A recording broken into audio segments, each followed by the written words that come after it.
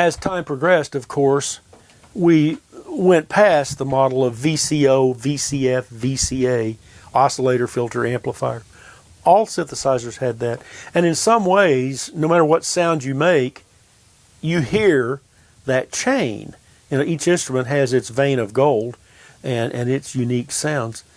Of course, when sampling first came out, was extant, it was really pretty horrible sounding. For one thing, the people who did the samples didn't understand. The sound of a trumpet is not sticking a microphone up the bell of the horn and playing without any vibrato or anything like that, or the violin sticking it at one place and pulling a bow with zero vibrato. Then, in the case of the violin, in the early samplers, they would add vibrato by changing the frequency. I should go this way actually for frequency. Changing the frequency of the oscillator, or the sampler has a rudimentary oscillator of a sort.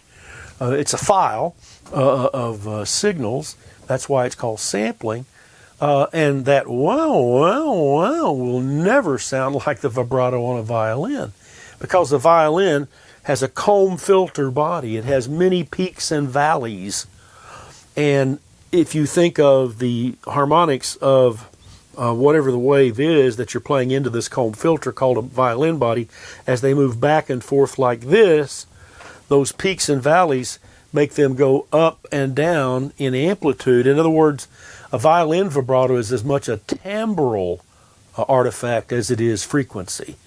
So there were a lot of deficiencies about sampling. I'm very happy to note that most of those have been overcome, primarily by making longer samples, pretty much what some of us anticipated. As a matter of fact, Bob Moog wrote an article in Keyboard in which he recalls something I'd said, because I predicted that samplers would become the next important thing. And the reason I knew this is history. There were a whole group of instruments that were analog samplers. Well, there's the mellotron, the most obvious one. Actually, literally had recordings. They were very stylized, and people prize the mellotron for its own sound now. Really doesn't sound much like the instruments it says it sounds like. There were earlier things, the photona, there were all kinds of wheel-driven instruments, where photoelectric cells. In other words, when sound films came in, people looked at that track along the edge there and they said, maybe we could do that in a circle and put a photoelectric cell through it and make a musical instrument. Well, there were a number done that way. Kind of clunky and difficult, and pretty much didn't survive after the Second World War. But PCM, as we call it now, is part of a family of modulation techniques, was basically developed at Bell Labs. It was made for communications, is what it was made for. And, that story is pretty much known. It's in the literature, as they say. But of course I knew that real, as I called them, real sound instruments. Yeah, of course we wanted those. And a little side story, I was there at the Moog Company when, I think his name was Charlie Winterble. These fellows, he and a couple of colleagues, had developed the SID chip for the, I think it was the Commodore 64, or the TRS-80, I can't remember, I think it was Commodore. They developed this chip, and parenthetical to that, they developed 8-bit sampling, which worked. So they brought the fruits of this to the Moog Company, saying, why don't you develop this for us and sell it under the Moog imprimatur? And I was all for it. The engineers, I have to say, oh, it's only 8-bit, it's noisy, it's 48 dB. I said, no. Listen, people want this. We should do it. And we should take them up on this. Because in a mix, nobody hears that the violin has a noise floor that's, 6/8 is 48 dB down or whatever it was. No, we didn't do it. It was another opportunity lost. And of course that became, and I've forgotten their name now, That became the most prevalent sampler, 8-bit sampler, that came out, and became a $10 million business in a matter of a year or two. But truly, yeah, it wasn't that artistic, but it was useful. It was useful. Now, when FM came out, frequency modulation, I had seen examples of that and advised Norland, because they were on the scene at that time. I said, you need to look into this. I think it could be a very potent technique. Now, Yamaha did not invent FM. FM was developed at Stanford University. Max Matthews was there out of MIT earlier, and they had developed the N series, Music N as it was called, direct digital synthesis.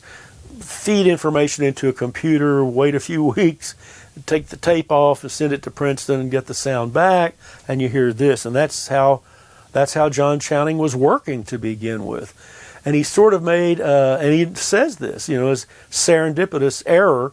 Instead of a vibrato rate of 10 hertz, he put 1,000 hertz or something. And when the results came back, he said, wow, that's an interesting sound.